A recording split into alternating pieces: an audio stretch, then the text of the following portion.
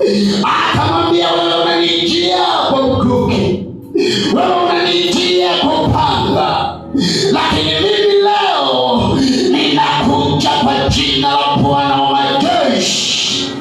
Yeye uliyemtukana, huyo ndio ninakuja naye, simba wa kabila la Yuda. Huyo ndio ninayetembea naye kifua mbele. Hata kama mtanidharau, lakini yuko simba wa kabila la Yuda, yeye asiyelala wala kusinzia. Ninaambatana naye. Usiseme mazingira yanachosema, usiseme elimu yako inachosema, usiseme hicho, usiseme ndugu anavyosema. Leo